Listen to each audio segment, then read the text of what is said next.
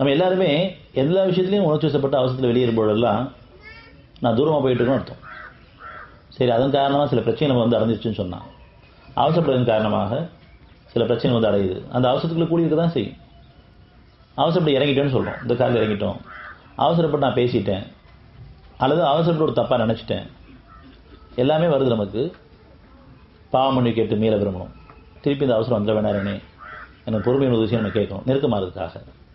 ஆனால் நம்ம இந்த அவசரப்படுறதே உணராமல் போயிடக்கூடாது. அப்படியே நம்ம இறைவன் ஒப்படைக்கும் பொழுது, அவசரப்பட்டதன் காரணமாக எனக்கு இந்த கஷ்டம் வந்திருக்கேன், என் பாவத்தை மன்னிச்சு எனக்கு பொறுமையான உதவி செய்யும். திருப்பி நான் அவசரப்படாமல் பார்த்துக்கோ.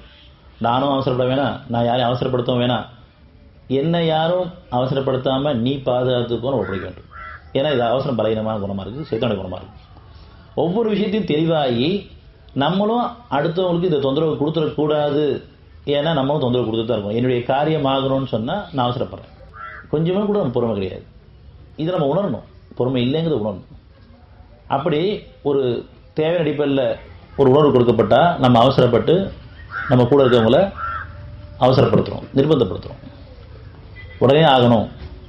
அப்படி அவசரப்படும் பொழுது நமக்கே பல தடமாற்றம் ஏற்படும் பொழுது, நம்மளுடைய உதவியாளர்களோ நம்ம குடும்பத்தார்களோ அவசரப்படுத்தும் போது இன்னும் பல தகவல் ஏற்படும்.